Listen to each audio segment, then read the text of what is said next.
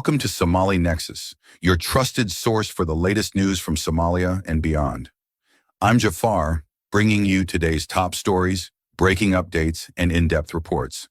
Stay with us as we take you through the headlines shaping our world today. Headlines: Somaliland President holds talks with UAE Vice President on trade and security. UN report: Somali ISIS leader Abdul Kadir Mumin may be global chief. Somalia and Ethiopia seek to mend relations at AU summit.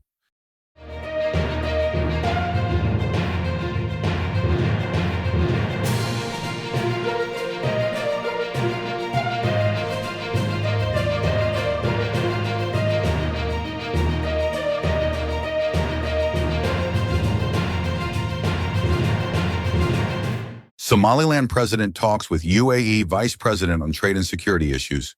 Somaliland President holds a one-on-one meeting with the Vice President of UAE to enhance the two countries' cooperation in trade and security. In Dubai, the Vice President of the Union, Sheikh Mohammed bin Rashid Al Maktoum, received the President of Somaliland, Abdirahman Mohammed Abdullahi, to enhance the two countries' cooperation in trade and security. The visit of the Somaliland President took place in conjunction with the World Government Summit that was held in Dubai on Tuesday. However, in Somalia, the government has been said to be irritated over what it sees as a challenge to its sovereignty, as the region took an independent stand at the event. In response, the Somali government is said to have expressed its discontentment with the UAE for extending the invitation to the breakaway region. Although Mogadishu did not issue a government statement, a Somali TV channel based in Dubai reported that the authorities told 3 ministers who were to attend the summit to stay away. On the other hand, the office of the Somaliland President has issued a press release in which the President expresses his thanks to the Emirati government for the invitation and hospitality. In these conversations, President Uro expressed the appreciation of the Somaliland government to the UAE government for the warm reception and the formal invitation. He also commended the UAE on its role in developing the country's diplomacy and commerce, and looked forward to ever higher levels of partnership. UN report: Somali ISIS leader Abdul Kadir Mumin may be global chief. The United Nations published a recent report indicating that the leader of the Somali faction of ISIS, namely Abdul Kadir Mumin, is in charge of coordinating global operations. The appearance of Abdul Kadir Mumin as the leader of ISIS shows how the leadership of the group has developed and how it has tried to change as a result of the pressure from the international community. Mumin's rise to prominence. Abdul Kadir Mumin, a former commander of Al-Shabaab, joined ISIS in 2015 and headed a small group of fighters in Puntland, northern Somalia. Over the years, the group led by Mumin developed and became one of the most important part of ISIS's network in Africa. The UN report, which has been backed by intelligence, shows Mumin has risen through the ranks to become the effective global leader, or caliph, of the organization. He has risen through the ranks due to the change of gear of the group in Iraq and Syria, for instance, the death of the leader Abu Bakr al-Baghdadi in 2019, and his successors in the following years. The effect of the recent losses of top leaders in Iraq and Syria has meant that ISIS has tried to reduce its dependence on central leadership and has located its key personnel in safer locations where they can operate with more freedom. The role of Africa in ISIS operations has been on the rise in the last few years. This paper will discuss the current and future threats from ISIS in Somalia and other regions of the continent, the Sahel, and the Democratic Republic of Congo. The UN report indicates that Mumin used to head ISIS General Directorate of Provinces, which controls all the provinces of the organization in the African continent. Nevertheless, it seems that he has stepped up to a higher position that has global implications, which shows that the continent is becoming more important for ISIS as it seeks to ensure the continuity of the group. This report seeks to explain why and how ISIS operates in secret and how the leadership of the group is received and protected. This is especially the case after the elimination of several top leaders. The current caliph does not even have a real name and is referred to as Abu Hafs al-Hashmi al-Qurayshi, which can be interpreted as meaning that he is a descendant of the Prophet Muhammad to gain the support of the followers. However, the intelligence gathering indicates that the real leader of the group is not known, and this may be done in order to avoid being located and captured by the counterterrorism forces. As a result of this strategy, the ISIS leaders do not make themselves available for public consumption and instead engage in secret decision-making on how to run the operations of the group. If the truth be told, Mumin is indeed a leading member of the group, and therefore Somalia can be said to be a central part of the group and at the same time a coordinating center for international terrorism. Effects on global security. This paper has also established that with the rise of Mumin in the ISIS leadership, there is a new threat to security agencies internationally.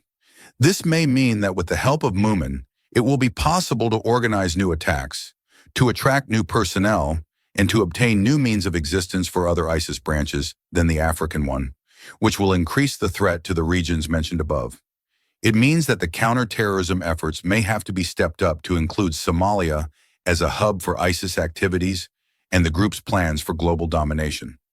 Furthermore, this development may increase the pressure on the Somali government and its friends, such as the US and the African Union forces, to enhance the ongoing military operations against the ISIS-related groups in the region.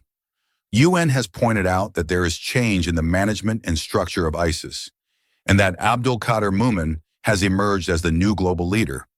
The group remains dynamic in spreading its reach, and Somalia plays a more important role in the global jihadist movement, making it an essential battle zone in the war on terror. Thus, if the information about Mumin's leadership is true, it would mean that ISIS is still looking for a way to regain its strength and therefore would require monitoring and a solid counterterrorism policy to stop it. Somalia and Ethiopia seek to mend relations at AU summit.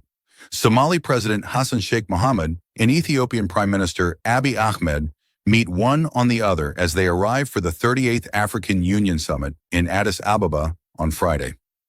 In a significant move forward, the meeting took place to enhance security cooperation, to restore full diplomatic engagement between the two countries, and to discuss the Ethiopian concern on the maritime access to the sea through Somalia. The conflict was sparked by the Ethiopian Memorandum of Understanding, MOU, established with Somaliland early this year for a naval base in return for 20 kilometers of coastline, and the possibility of Somalia has had a bad relation with Ethiopia, especially after Ethiopia signed an MOU with Somaliland in 2024 to have 20 kilometers of coastline for a naval base with a view of being recognized as a state.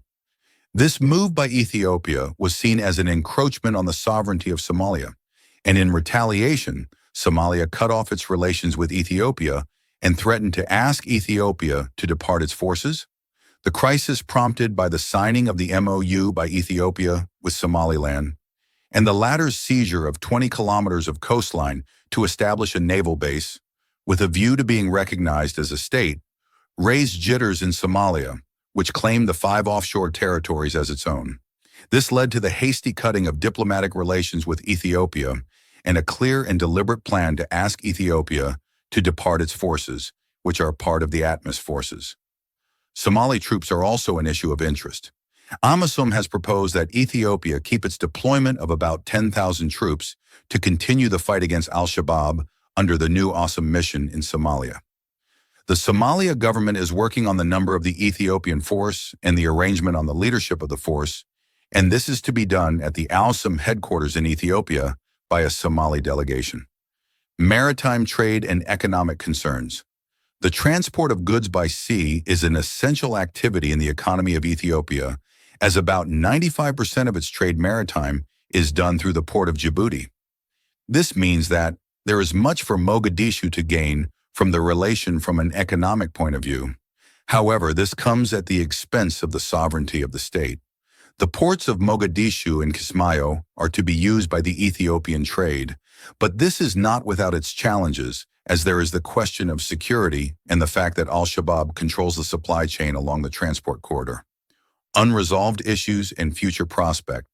The only signed MOU has not been renounced by Ethiopia, and this means that even if the signatory is Somalia, Ethiopia may still have a way of getting what it wants through the MOU even without the consent of the latter, especially since the two parties are not in good terms, especially in the case of political divides in Somalia, where the opposition has a concern with any agreement that would benefit Ethiopia.